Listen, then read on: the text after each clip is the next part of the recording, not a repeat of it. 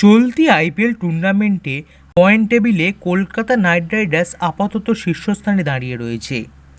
এই পরিস্থিতিতে অনেকেই মনে করছেন 2024 আইপিএল টুর্নামেন্টের খেতাব কলকাতা নাইট রাইডার্স জিততে পারে। যদি কলকাতা জেতে তাহলে কত কোটি টাকা আর্থিক পুরস্কার পাবে নাইট ব্রিগেড?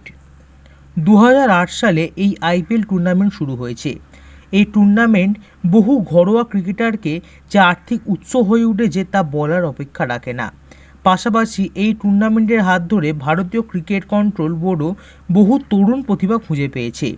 পাশাপাশি প্রাক্তন ক্রিকেটারেরা মেন্টর এবং কোচ হিসেবে দায়িত্ব পেয়েছেন।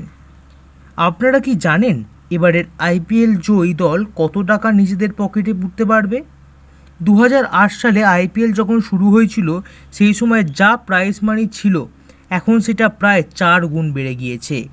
গত বছর আইপিএল টুর্নামেন্টে জিতেছিল চেন্নাই সুপার কিংস, আর খেতাব জয়ের পর তাদের হাতে 20 কোটি টাকা তুলে দেওয়া হয়েছিল। তবে সম্প্রতি যে রিপোর্ট পাওয়া গিয়েছে সেখানে জানা গিয়েছে যে এবারের আইপিএল টুর্নামেন্টের জন্য 46 কোটি টাকা পুরস্কার মূল্য হিসেবে ধার্য করা হয়েছে। এর মধ্যে বিজয়ী দল পাবে 20 কোটি টাকা, অন্যদিকে রানার্স আপ দলকে 13 কোটি টাকা দেওয়া হবে। এর পাশাপাশি তৃতীয় স্থানাধিকারী দলকে 7 কোটি এবং চতুর্থ স্থানাধিকারী দলকে 6.5 কোটি টাকা দেওয়া হবে।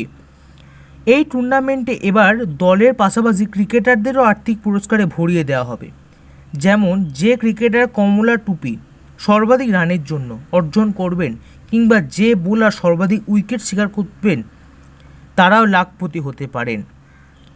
এই দুটো বিভাগে শীর্ষ স্থানাধিকারীদের 15 লাখ টাকা করে দেওয়া হবে। পাশাপাশি মোস্ট ভ্যালুয়েবল প্লেয়ার এবং সুপার স্ট্রাইকার ক্রিকেটারকেও দেওয়া হবে 15 লাখ টাকা করে। এছাড়া গেম চেঞ্জার ক্রিকেটার পাবেন 12 লাখ টাকা।